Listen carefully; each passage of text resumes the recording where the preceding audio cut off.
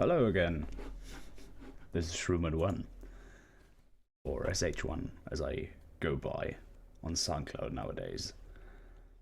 And I've decided to partake in SeamlessR's 100k viewer collab thing. Yeah, the requirements are that you send in a WAV file or multiple WAV files. I'm not sure how I'm gonna do this because I made a couple sounds and yeah. But the other requirement, the big requirement is that you make a video and talk about how you made the sound from scratch, because obviously he's getting hit a lot with copyright things and such. But if you're a Seamless viewer, you already know that. So why am I talking about this? So to this little assembly of sounds, I've added a couple drums. Those will not be in the WAV file or WAV files. Yeah, because that's also one of the rules. No drums.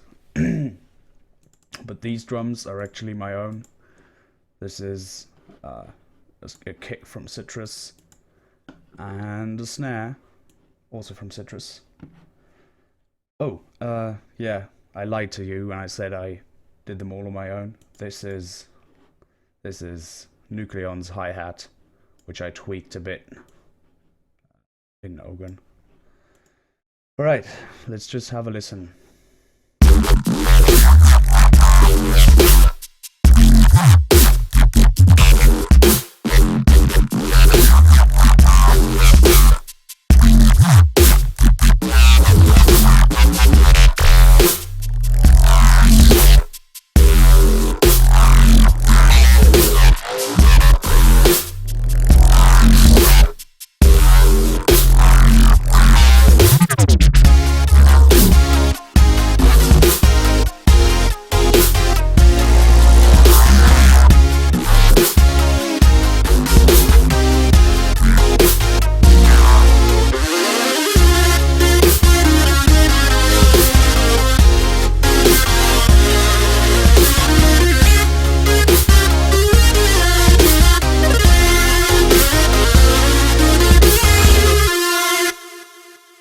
So yeah, there's a couple, and we're gonna go through them one by one. So this is the first one that I made, and it's a patcher. Well, actually, it's this hammer, and then the rest sort of came up while I was doing the sound. I also, full disclosure, I think I have a limiter and a Maximus in the wrong order on the master. Yeah, limiter is just bringing it down a whole lot because I mixed this on my monitors and I drove them pretty hard when I was making this one. So this is a hammer. Let's just turn all these off. Where are you? You're going in there. And one is going in there. This one. Let's just mute it. Right, and the second chain. No. So this is no, actually no, I still have effects in the mixer, so let's just have them deactivated and let's just listen to what this sounds like on its own. Okay, not really a lot. Yeah, so this thing, I've done it with the ModX mapping quite a few things to it. I'm mapping the filter 1, filter 2, frequency, volume, and the harmonic unison pitch. No, you can't map that to mod X. But the unison pitch thickness, I did this shape, which means that like when mod X comes on, there's a lot of unison, and then it slowly decays, and then it goes on fully when when the modulation is all the way on the at the top. So the reason I did this was because I'm using my own phaser shape. Come on, phaser shape, which is this one, and I'm using the harmonic mode of the phaser, and it's almost all the way on. It's set to still, and the phaser responds to the unison pitch amount in a very weird way. It makes these little ripples that a phaser does, these notches. It moves them further apart from each other.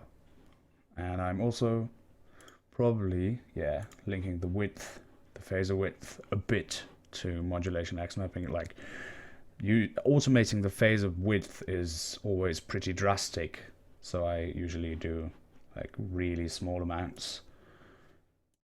And the phaser offset, I've mapped that to X as well, because it's still, so this knob technically isn't moving at all when I'm not moving mod X.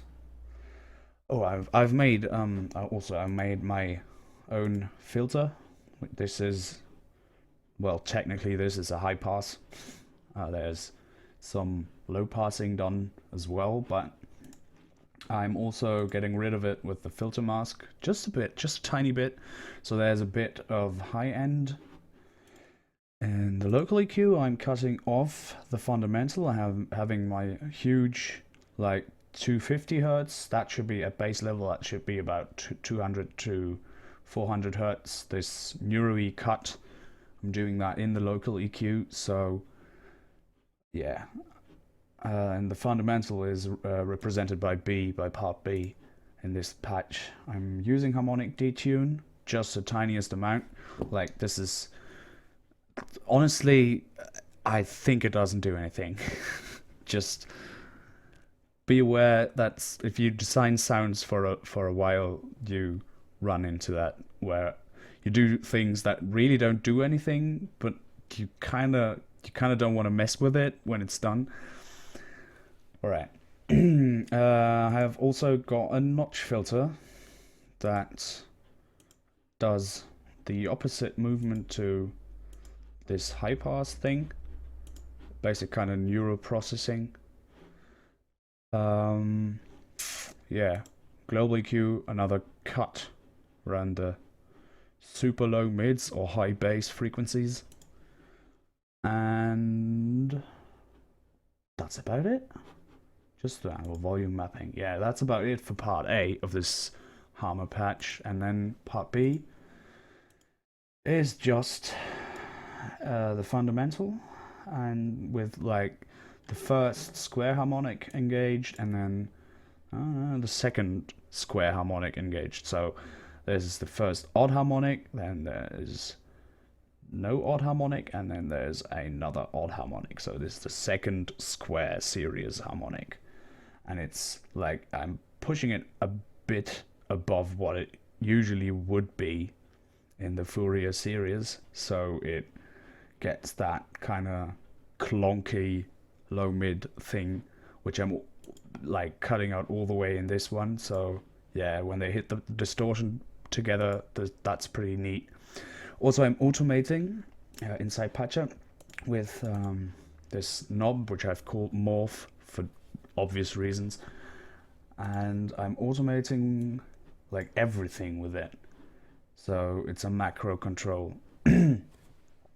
It's going to mod X. It's also no, it's not directly going to the distortion filter. This is just a low pass. I've got like log distortion on, because I know Seamless likes logs, which is what he once said. Yeah, so this envelope controller basically defines the shape at which the automation responds to the other automation, and at which basically the low pass filter on this distortion does its thing. Well, yeah. Also, this line here makes the spectral imager bigger. It's the neat little trick that I did. It's in the manual for anyone who cares. Alright, so this is the one part of the sound. Then obviously there's some processing. So what is this processing? I've done a high pass, which is not doing much, just high passing, just to split the bands. There's a low pass right here, and there's a bit of crossover. We just did that to taste, especially like after I edited that. Then I've cut some of the mid frequencies out because they were a bit harsh around there. Then I'm using Love Filter as sort of a sound shaper. It's doing some notches, and they're all mapped to Mod X. I've turned smooth on because you get quite a lot of zipper noise with these filters, especially if you do these kind of weird Mod X shapes. And usually, like in my process, I like the zipper noise, but yeah, if you don't know what zipper noise is, it's artifacts that are created by moving a DSP filter around at very high speeds, and usually they're undesirable for neuro sort of sounds. They can do quite a lot. Alright, so this is going into driver by Native Instruments. This is just a filter that you can AM amplitude modulate. I'm modulating this via sidechain. I've set it up so that input 1, which I've added here on the left side, the second yellow node, is the sidechain. And it reads the signal and modulates this filter according to the waveform of this signal, like its audio rate, filter FM or AM, which is pretty cool. I'm not gonna lie. So as the sidechain signal, I'm using a square from Citrus, which is detuned a little bit. It's just a square and another square. It's resync actually. Yeah, so that should be on when we hear the whole chain. So there's this post FM thing shaping, again high passing, because like running it through anything that FM's anything adds low end usually, for me at least. And then it goes into a convolver which I've called CapSim, because all it's doing, it's not reverbing really, it's just doing with a very short impulse that I've enveloped to like turn off almost immediately, which is basically the kind of length that cabinet impulses have, like cabinet convolution. So I've called it a CapSim. It's not really a CapSim. Alright, then like both chains get to be combined in this one, and this CapSim, and they're both getting neuroed again by the whole bandpass notch deal. And there's some peak that I don't know what it does, but it should like boost some of the high mids presence area, maybe make it a bit sharper. All right, so let's listen to this chain.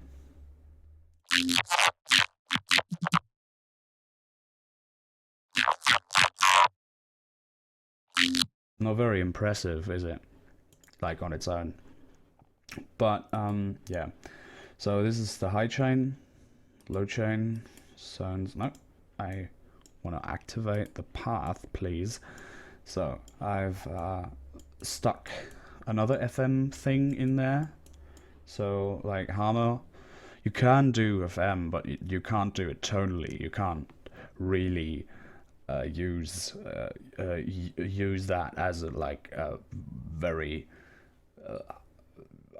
very tonal result. So you get pitch mess basically if you FM inside Hammer with the phaser. I did the thing where I link it to an FM8 and run it through there. The input is actually not being modulated. So I'm not FMing it, I'm just outputting a second triangle at an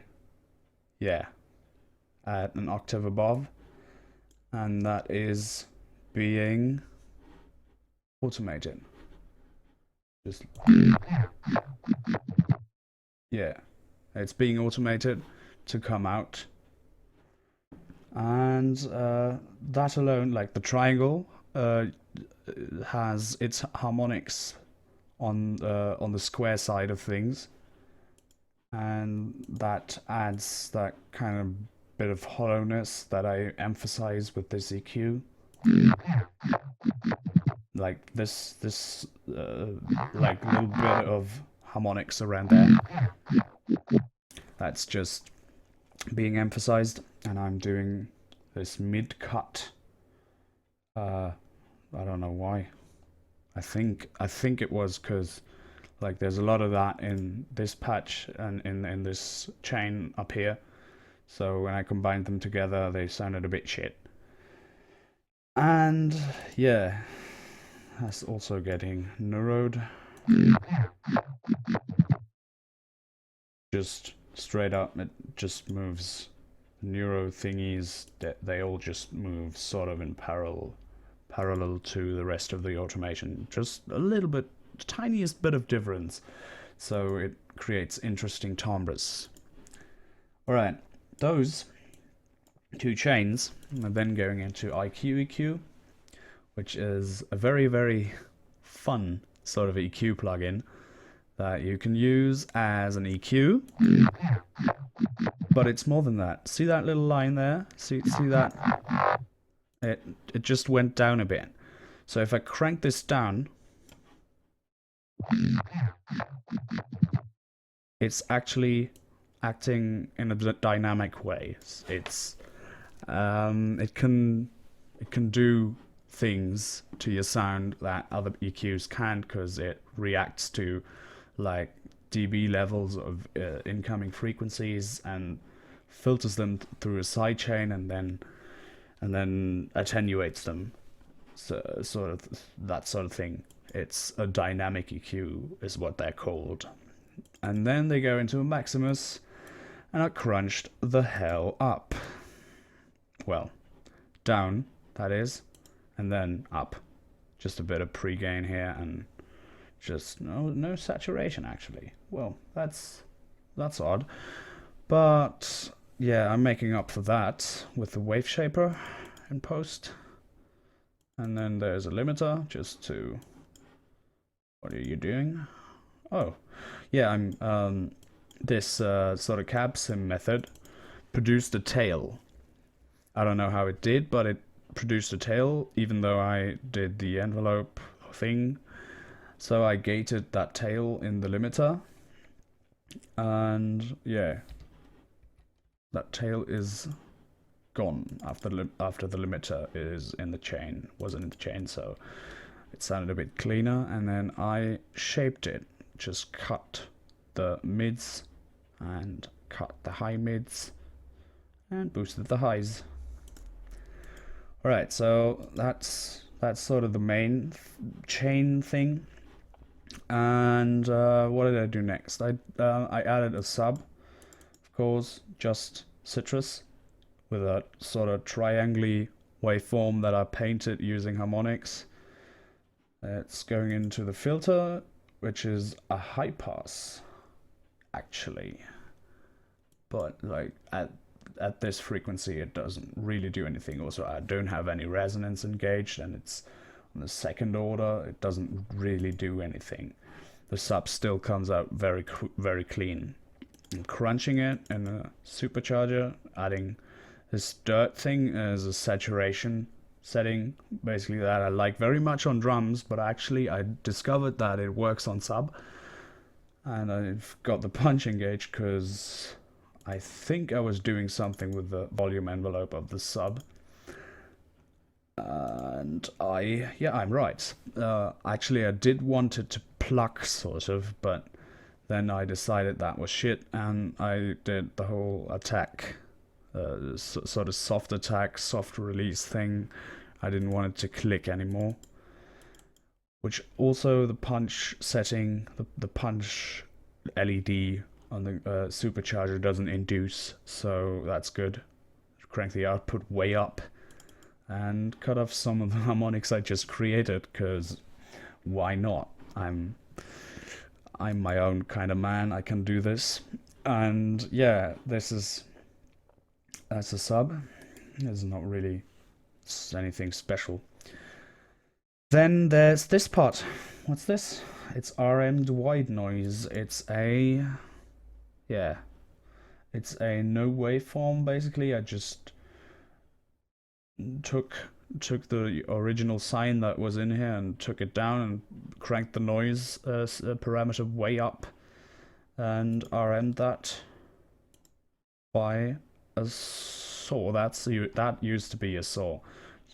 How you get that shape is you say saw, and then you say even, and then you say make it this sort of plucky shape. Okay, so that shape is RMing the white noise at the fundamental level. That is being high passed. And I think I did key tracking here. Yeah, I key tracked the high pass to move with the notes I put in, so it doesn't have this sort of bubbly mid thing, because the mids are already pretty full. I cut them a lot, but they're still pretty audible after the Maximus. So yeah. How the noise sounds on its own is the automation going in here and in here, and in the white noise and the sub bass. That's just volume. That's nothing in particular except volume. And what's going on here is that I've automated the post gain of the high band to come on only when I move the knob.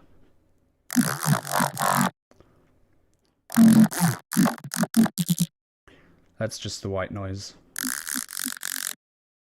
Just the RM'd white noise. And some of the sub. No, not the sub. So yeah. That's this patch. Alright, so the next thing I did. Wow. Actually I've actually been talking for a while now, haven't I? So this second patch. There's a second patch, which is this bubbly kind of square thing. And how I did that was I used Absinthe and Massive. Again, sub bass, really easy, just a sine square. That filter I turned off because it's literally a copy of the square patch I did up there.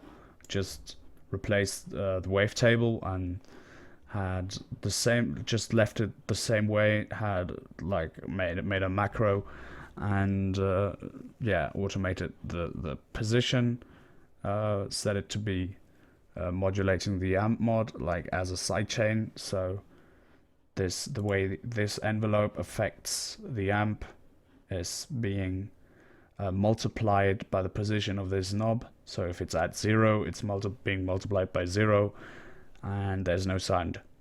That's what I wanted to do, create dynamics. Alright, so I've explained the sub. Let's open Absinthe. What's going on here?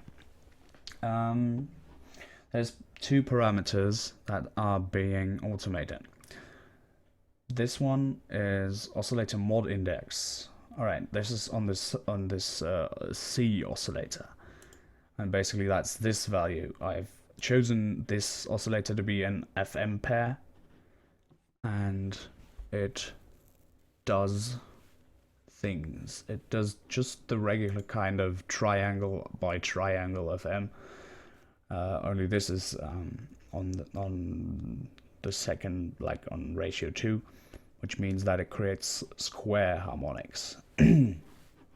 The way I did this in Absinthe, if you ever wanted to know how to automate something in Absinthe, it's actually quite, I don't want to say antiquated, but okay. So here's how you do it.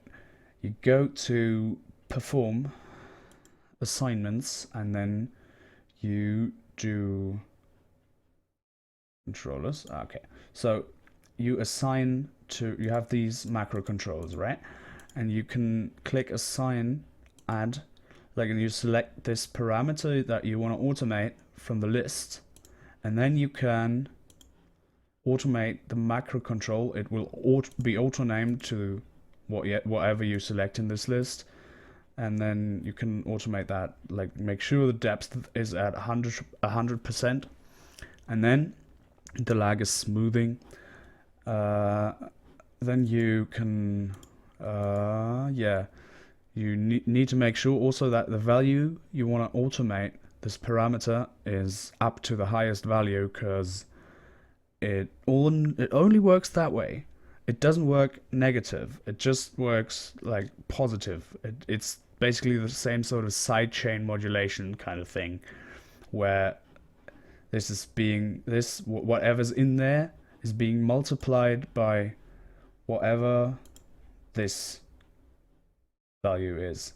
Yeah? And if that's at 0, it's also going to be at 0. Yeah. I've did this for the FM amount and for the master filter frequency. Like, that's the second thing I'm automating. And I have resonators active.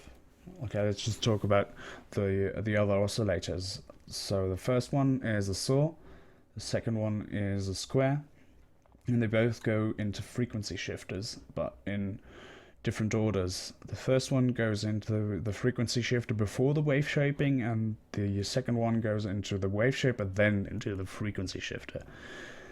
And like, this frequency shifter is actually really, really cool. It sounds nice.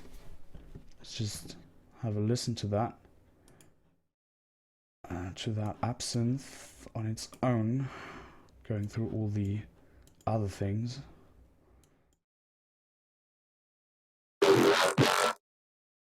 Pretty cool, huh? So what that's doing is it's shifting the frequency. Basically, it's not a pitch shifter. It does things to the spectrum. It works like the frequency shifter in Massive, but you can like type in the pitch you want it to be at. So I've chosen like I've made sort of a pair that's going to race against each other, like. Alright, and the wave shapers I just did to taste.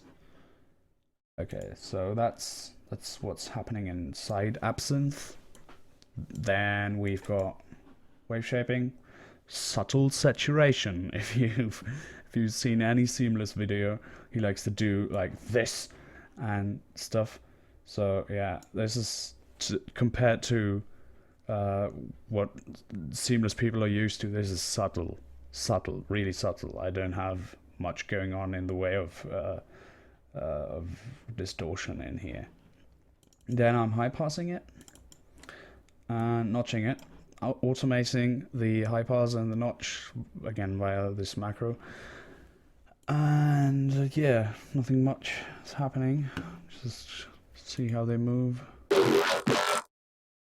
Not a lot. Just this, they stay in this sort of low mid high bass area. Alright, so then I'm doing other things. I'm doing mango low passing, which is the third low pass inside Love Filter. It has this nice, neat little drive control where it overdrives the signal into the filter. I don't know what it does exactly, but it sounds freaking cool. Again, I've got the smooth thing on, the smooth modulation, because again, I didn't want the zipper noise in that sound, so yeah, it didn't happen after I turned it on. So yeah, I have a really resonant high pass, which is the reason you were hearing that sort of wah wah wah, that low midi kind of grit in the sound, and that I'm wave shaping inside the loft filter. Yeah, not much. Alright, second patch is just massive. Yeah, just basic square saw. It's the only thing going out. Key track noise with all the stuff linked to this macro control again. Frequency shifter again, because like something needed to sound like the absinthe patch. And yeah, I've set the frequency shifter. That's pretty cool. I can talk about that.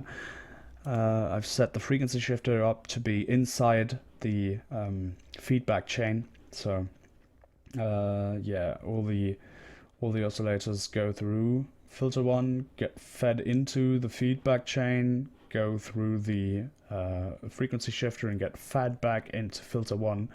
So that's pretty cool. So each sort of feedbacked loop is being more frequency shifted. That's pretty cool. And then I'm not doing anything on there. I've got the classic tube on for some distortion, just a notch filter with some LFO modulation, and the rate is key tracked because I wanted this to be a Reese originally, but didn't kind of work out, so I did the whole macro thing. Yeah, but it does, I think it does still do something to the sound, just not much. Alright, so that's the massive. There's a notch being automated. The high pass roughly in the same position as the highest position on the absinthe patch. And that goes into the same sort of loft filter instance. And then there's another IQ EQ with the same kind of processing going on as in the other patch.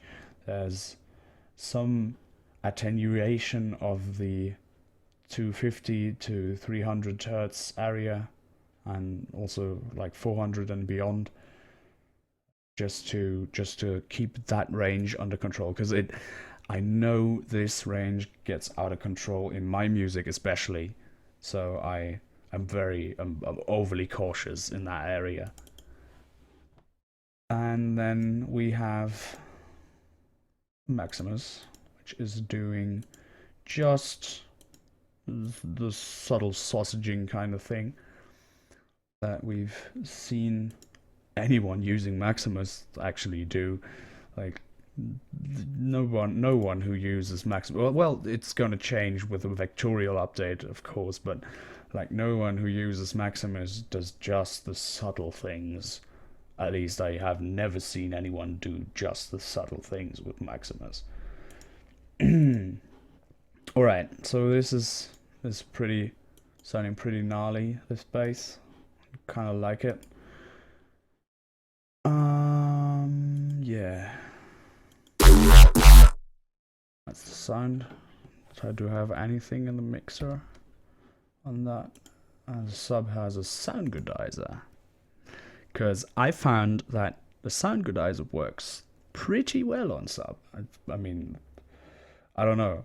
I've been using FL for like 8 years, I think, and I think I still use the sound goodizer on my sub bass because it's fucking nice. Alright, so bass patch 2 has a limiter on it where I'm not doing a lot. I'm moving the ceiling up so it doesn't limit, actually, it just uses the saturation, and I think I meant to crank it up against it and then decided not to. And then I have this. This is the mixing EQ for that sound. There's just a cut at 600 hertz, which I felt was absolutely necessary. Your mileage may vary. All right. So that was this bass. Then there's this kind of thing, little Reese thing. What's that? Just a hammer, where I've done some interesting stuff. I've turned on the harmonizer, hit randomize matrix a couple times. Hertz unison is on, 2 voices. Bit of pitch variance, bit of phase difference. Playing with the unison pitch as usual. I have some prism on. Some is good. Just nothing, actually, almost nothing. Just creates this kind of wobbling in the highs that you can't really hear because of what I'm doing with the other stuff. So I have my own phaser shape, which if you look at the sound, is not really doing a whole lot to the sound because of the other big filters going. Like there's big notch, there's a big low pass. They all have their own. This notch has its envelope, and I think it does have, no, it doesn't have an LFO, but the first filter, the low pass, has an LFO, which would explain why it like sort of rises up and comes back down. And then there's the same sort of LFO speed on the volume, and the phaser has its own envelope, phaser offset, because it's a still phaser again, and it's not responding to the LFO. All right. Okay, so I'm doing some cutting away the fundamental again, because it's inside there in part B. I'm just cutting off everything above the fundamental. Yeah, nothing's getting put out. Oh, well, maybe this one might get like a bit of screen time, but not much. And I've set this like the fundamental to Reese 2, like it's got a pretty high pitch difference, and yeah, doing the same kind of volume LFOing. And then I went to global LFO speed and mapped it to keyboard, so when I play like high notes it goes really fast, when I play low notes it goes really slow, which is what a Reese does. But it's not actually Reesing, it's just volume and filter automation. Okay, so that's that patch. Right. The other patches are, we've got, no, I just wanted to go to pattern mode. Thank you.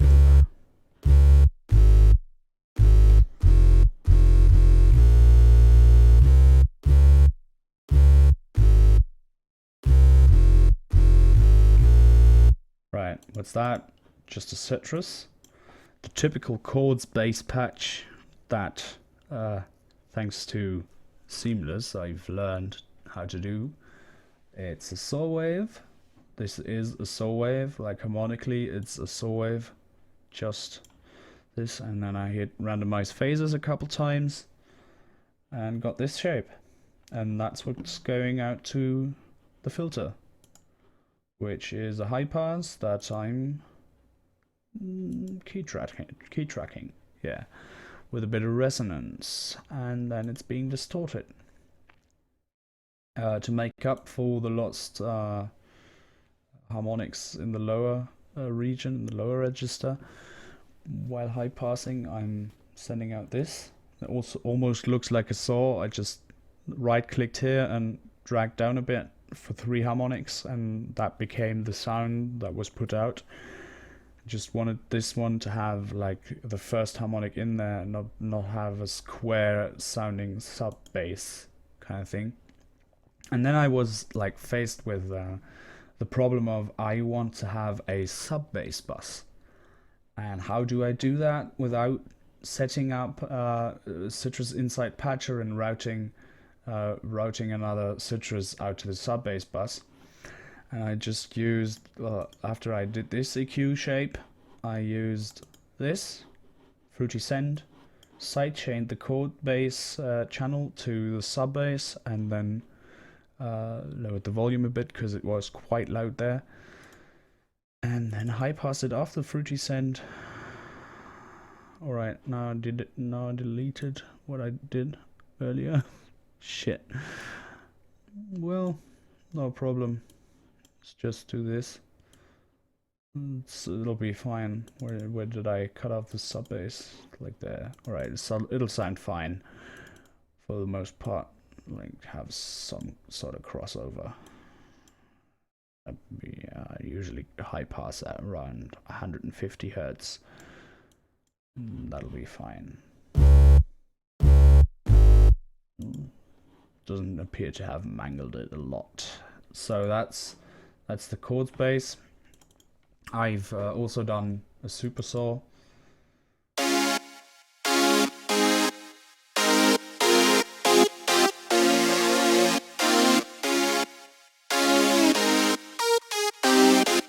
Yeah, that's another hammer with vibrato, I think. Yeah, I'm using vibrato, and I'm turning it on over time. Same in part B.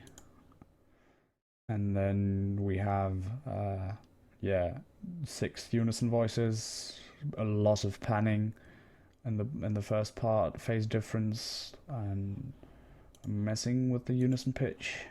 And I've also messed with the local EQ, just get the fundamental out of there, because you don't want that to be the most stereo thing in the whole sound. So, well, I didn't want it, and you might do different things with your sounds, but I didn't want that.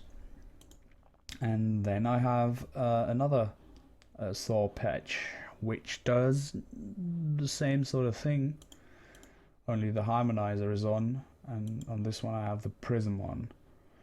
This does the same sort of thing, but it's very mono, and I only have 2 voices of unison. And yeah, I've added a pitch envelope to both of them and turned the granularity way off, so it's trying its best to represent this shape in the pitch envelope for that kind of 80s vibe with the pluckiness of it. Yeah, and then what am I doing to that?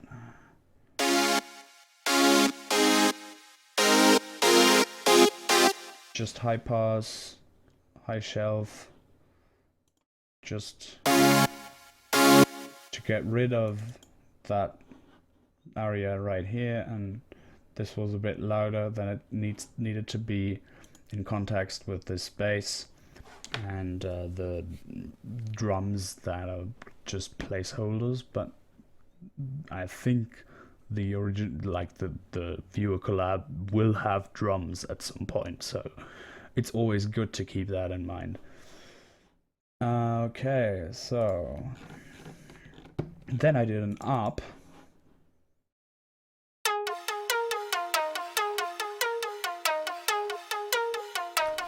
which is a citrus, just a citrus with yeah. Okay, what's going on here? We've got a, well, it used to be a sine wave. I painted these in afterwards to see if they did anything, but they didn't, and I just left it that way. So this was just a sine wave, and then I FM'd it by this sort of shape, and that meant like I had a sine wave to begin with. I put it at a half ratio, and just I wanted to saw wave harmonics, so half ratio is fine for that. Like, and then I did the whole paint in harmonics and see what sounds cool thing.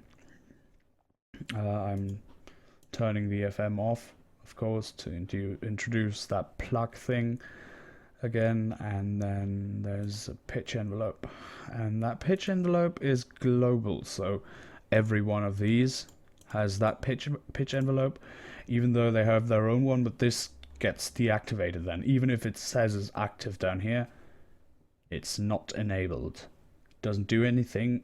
This is the envelope for all of these. So I have operator 3 at the at half the pitch, again half the fundamental pitch. It's sort of a saw, not doing anything really, just going into the filter, and well, it's being modulated by operator 4, which is a sine wave, just the tiniest amount, not really much, not doing any ring modulation by any chance. Yeah, so just the tiniest amount, so it does have some more of that ringy top end, which actually, this modulating the first one by the second one introduced so many high ripples, so many high harmonics, that I turned Gibbs off, and that seemed to fix it while I was fiddling with it. Also, I've got operator 5, which is being modulated by 6 going out to the filter. That's the third harmonic in the harmonic series, which is supposed to be the 5th, if I remember correctly. So it's got a volume envelope, and it's got a mod envelope. So that means that the modulation from oscillator 6 is being turned on, and like if you modulate anything by the fundamental, the result will sort of have the fundamental as its loudest harmonic.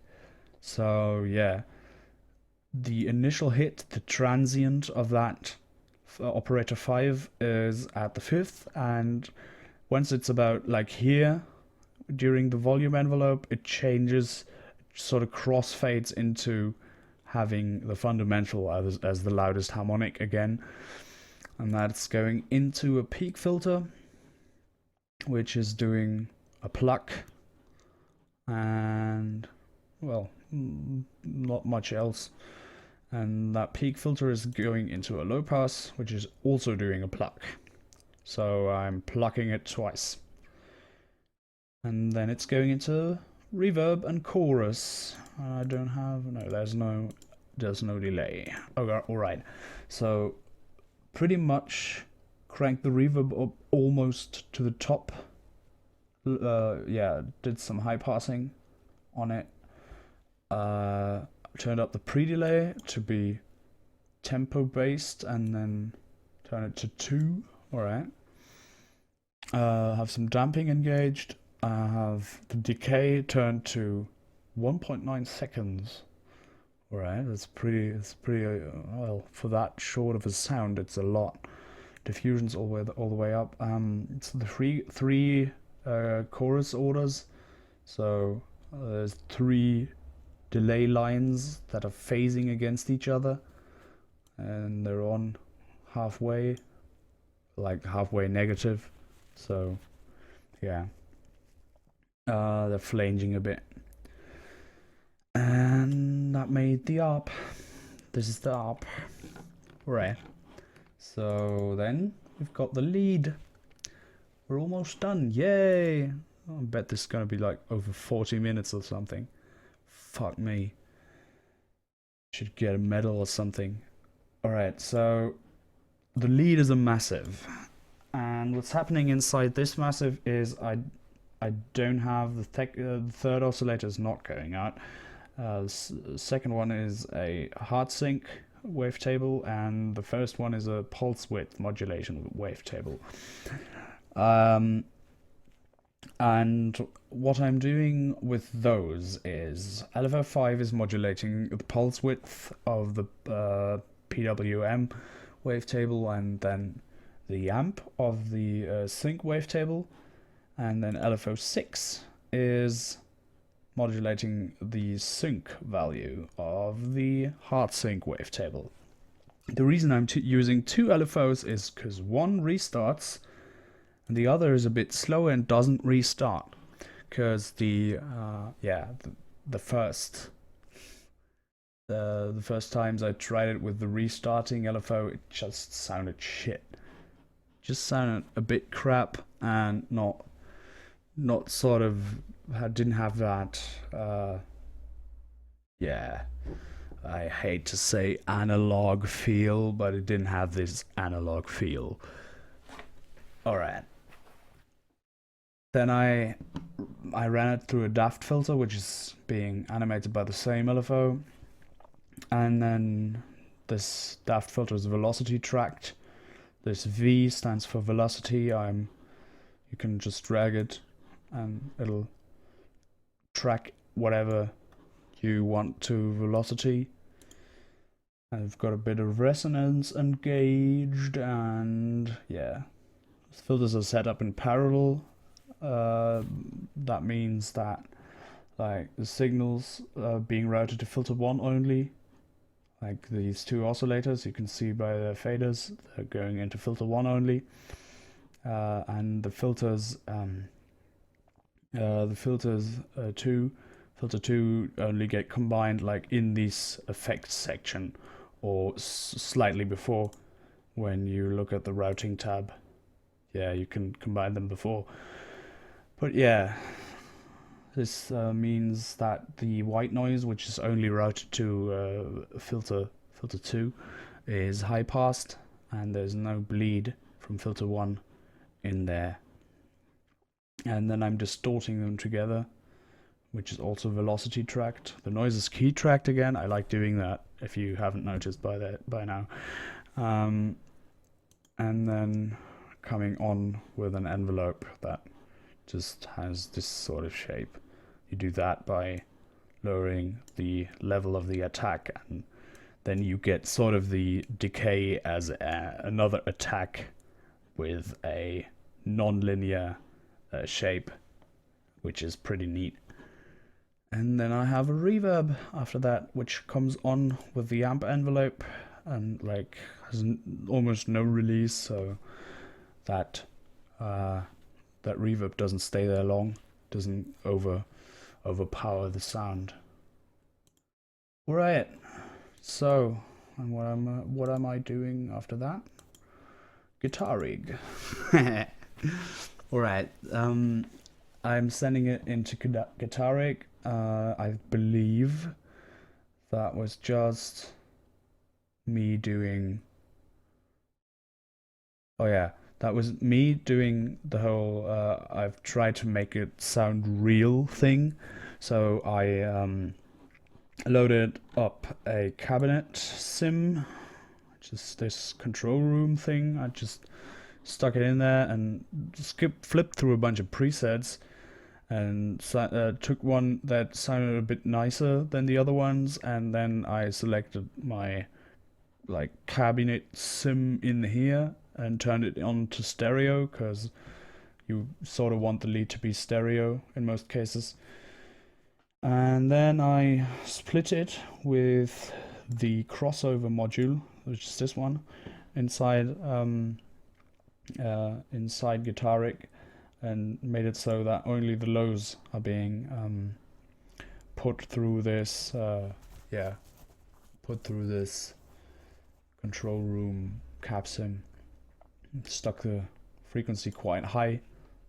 While everything below 2K, 2.5K is apparently lows now, and I'm compressing it hard after that, also compressing the highs a lot, and have it set to be a little bit more to the lows. And then I've made my own dry wet mix of that with the split module. Like I've got my split module, because if I were using like the built-in dry wet knob in Guitar rig, because I've got compressors in here, it would phase cancel, and I didn't want that, so I did the whole split thing inside Guitar rig.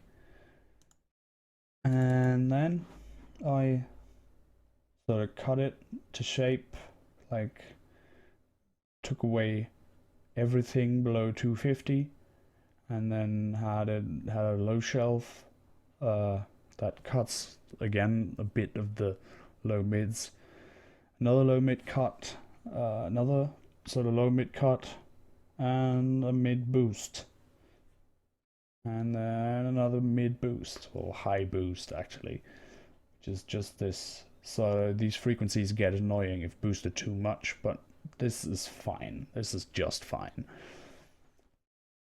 Alright, then there's a delay, which I've set to ping pong mode, panned all the way, like well, almost all the way to the left. I have the volume down on it. And there's a wave shaper, just doing saturation again. And yeah, I think we've done it. Like, if you stuck around for all this, you might have a problem. But yeah, if you like that, you can subscribe to my YouTube, of course, because I think I might be doing more of these in the future. I realize that some of these techniques aren't quite out there yet. Like some of the things I'm doing are still quite hard to figure out if you're a noob.